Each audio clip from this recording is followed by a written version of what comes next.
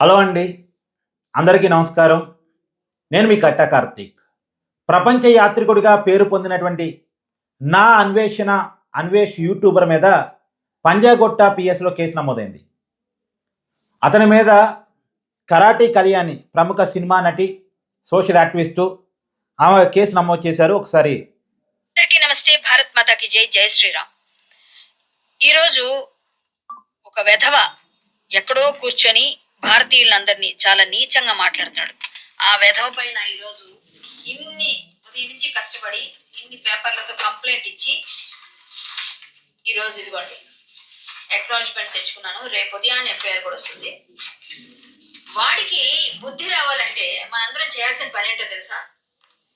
వాడిని సబ్స్క్రైబ్ చేసిన అందరూ కూడా మరొకసారి ఆలోచించుకోండి. మీరు ఇచ్చిన ప్రతి సబ్స్క్రైబ్ చేసిన ఒక్కొక్క బటన్ ఏదైతే ఒత్తారో ఒక్కొక్క లైక్ వాడికి డబ్బులు తెచ్చి పెడుతుంది. ఆ డబ్బులు మతంతో ఈ రోజు భారతీయులందరినీ నీచంగా మాట్లాడుతున్నాడు. భారతదేశాన్ని తప్పు పడుతున్నాడు. వెధవ కాబట్టి అలా మాట్లాడుతున్నాడు. ఒక శివాజీ గారిని చంపాలని మాట్లాడుతున్నాడు, రెచ్చగొడుతున్నాడు. హిందూ ముస్లిం గొడవలు రెచ్చగొడుతున్నాడు. అంతేకాకుండా గోమాతని, అలాగే మేకల్ని, కుక్కల్ని కూడా భారతీయులు రేప్ చేశారంటున్నాడు. అందులోని హిందువులు చేశారని చెప్తున్నాడు. ఇంత నీచంగా మాట్లాడుతున్న వాడికి రూపాయి ఇస్తున్నారు. 2.5 మిలియన్ సబ్స్క్రైబర్సా? 2.5 మిలియన్ సబ్స్క్రైబర్సా వాడికి? అంతమంది సబ్స్క్రైబర్స్ ఇచ్చింది కూడా మనమే. ప్రతి రూపాయి కూడా వాడికి వస్తుంది భారతదేశం నుంచి. మళ్ళీ అదే భారతదేశం నుంచి తెలుగు వాళ్ళ నుంచి వస్తుంది. వేరే భాష మాట్లాడట్లేదు వాడు. తెలుగు వాళ్ళందరూ కలిసి వాడికి అంత డబ్బులు ఇచ్చి అంతంత చేసి వాడు తిట్టించుకుంటాం మనం. తిరిగి వాడు బూతులు మాట్లాడి 14 ఏళ్ళ అమ్మాయిని 1000 రూపాయలు ఇచ్చి అనుభవించానని చెప్తే మైనర్లందరూ ఏమైపోతున్నారు ఈ రోజు? మైనర్ పిల్లలందరూ చెడిపోరా? వాడు మాట్లాడే బూతులు వింటుంటే ఒళ్ళు కంపరం ఎత్తుతుంది.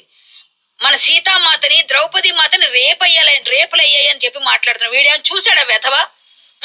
మన పవిత్రమైన భారతీయ సంస్కృతిని ఎంత నీచంగా మాట్లాడుతూ నేను భారతీయుని, నేను ట్యాక్స్ పేయర్ని అంటున్నాడు. ఎవరికలా ట్యాక్స్ పేయర్ చేస్తున్నావు? నువ్వు తీసుకుంటున్న ప్రతి రూపాయికి భారతదేశం వాళ్ళందరూ కూడా నీకు లైకుల రూపంలో ఇస్తున్న ఒక ముష్టికి నువ్వు ముష్టి వేస్తున్నావు. మేమందరం కలిసి నీకు ఆ ముష్టి ఏరుకొని దాని తాలూకా డబ్బులన్నిటికీ కూడా ట్యాక్స్ పే చేస్తున్నావురా? నువ్వు ఇండియన్ ఆర్మీకి ఇచ్చావా? లేకపోతే ఇంకేమైనా గవర్నమెంట్కి ఏమైనా సేవల కోసం ఇచ్చావా?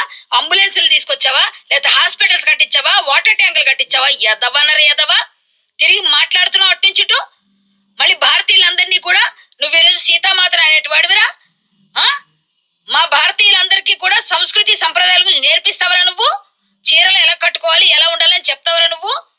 నువ్వు మనిషివేనరా? అన్నం తింటున్నావు, గడ్డి తింటున్నావురా నోటికి. ఈ రోజు వాడి పైన కేసు పెట్టానండి. పంజాగుట్ట స్టేషన్ లో ఎఫ్ఐఆర్ కూడా నమోదవుతుంది. రేపు ఉదయాన్నే ఎఫ్ఐఆర్ తో నేను బయటకు మళ్ళీ వచ్చి ఒక వీడియో చేస్తాను. ఇలాంటి వెధవ పైన ప్రతి ఊర్లో కేసులు పెట్టండి. ప్రతి దగ్గర కూడా అని చదువుకోలేదురా నీ అది మొత్తంగా నా అన్వేషణ మీద కేసు నమోదైంది. అతన్ని చాలా మంది కూడా అన్ఫాలో అవుతున్నారు, అన్సబ్స్క్రైబ్ అవుతున్నారు అనేటువంటి వార్తలు కూడా మనం చూస్తూ ఉన్నాం. దగ్గర నిన్న 2 లక్షల మంది యూట్యూబ్ సబ్స్క్రైబర్స్ అతని నుంచి అన్సబ్స్క్రైబ్ అయ్యారు అనేటువంటిది మనకు వింటున్న వార్త. యూట్యూబ్ చరిత్రలోనే ఒకే రోజు లక్షల మంది అన్సబ్స్క్రైబ్ కావటం తొలిసారంట. నా అన్వేషణ విషయంలోనే జరిగిందంట.